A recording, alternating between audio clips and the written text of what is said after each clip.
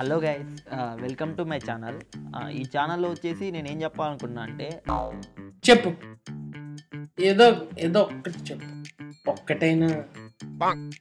అసలు మెయిన్గా నేను ఎన్ఐఏటీలో ఎందుకు జాయిన్ అయ్యాను, ఎలా జాయిన్ అయ్యాను, ఈ ప్రాసెస్ అంతా చెప్పాలనుకుంటున్నా. మీరైతే ఇది ఫుల్ వీడియో చివరిరా చూడండి, అప్పుడే మీకైతే క్లారిటీ వస్తుంది.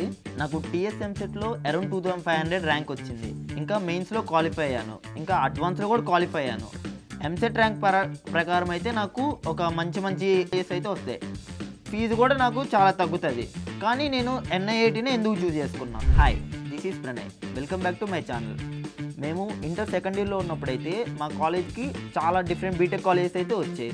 దాని తర్వాత ఎన్ఐఏటీ కూడా లాస్ట్లో వచ్చినప్పుడు ఆ ముందు కాలేజెస్ అన్నీ వాళ్ళ డెమోస్ ఇచ్చినప్పుడు అంతా ఒకేలా అనిపించింది. కానీ ఎన్ఐఏటీ వాళ్ళు డెమో ఇచ్చినప్పుడు అయితే నాకు కొంచెం డిఫరెంట్గా యూనిక్గా అనిపించింది. వాళ్ళైతే అప్పుడే ఒక ఎగ్జామ్ కూడా పెట్టారు. దాంట్లో అయితే క్వశ్చన్స్ కూడా చాలా డిఫరెంట్గా అనిపించింది. అంటే ఇదేదో నాలెడ్జ్ బేస్డ్ కానీ అట్లా కాదు, మన ఐడియాస్ షేరింగ్ కానీ ఆ ఎగ్జామ్ అంతా డిఫరెంట్ అనిపించింది. అప్పుడే నా మైండ్లో ఎన్ఐఏటీ ఒకటి అంటే ఒక మంచి ఇంప్రెషన్గా అలా ఉంది.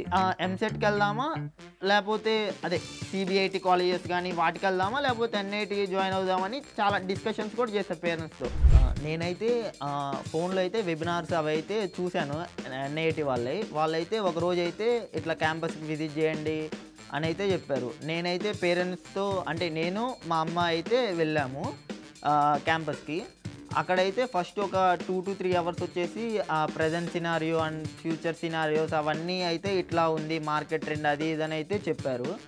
దాని తర్వాత మేము అడ్మిషన్ టీం వాళ్ళు అయితే వచ్చేసి ఇట్లా అడ్మిషన్ ఫీ స్ట్రక్చర్ అని అవి ఇవన్నీ అయితే కొంచెం చెప్పారు.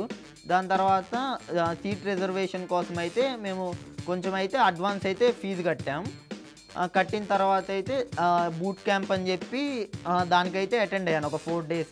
అక్కడ వచ్చేసి మాకు కొంచెం ఇంట్రెస్టింగ్ యాక్టివిటీస్ అయితే అవి కొన్ని చేపించారు. ఇంకా కొంచెం టెక్ రిలేటెడ్ కూడా కొన్ని చేపించారు.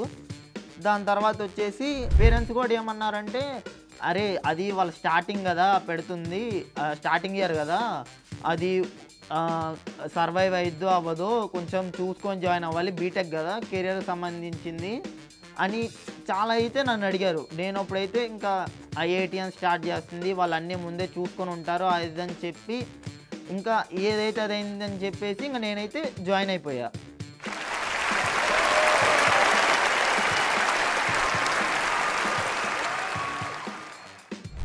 జాయిన్ అయ్యాక స్టార్టింగ్ ఓరియంటేషన్ అని చెప్పి అది ఇదని అయితే కొంచెం అన్నీ బాగానే ఈవెంట్స్ జరిగాయి. తర్వాత కూడా కొంచెం క్లాసెస్ కానీ అకాడమిక్స్ కానీ అన్నీ బాగా అర్థమయ్యి అంతా బాగానే ఉంది.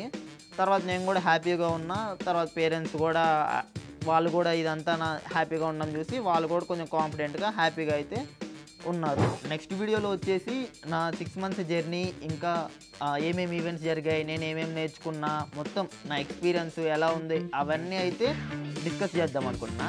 ఇప్పుడు దాకా అయితే మీరు చూస్తున్నది బ్యాక్గ్రౌండ్ వచ్చేసి మా class room.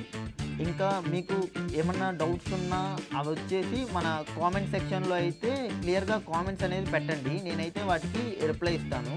For more videos stay tuned.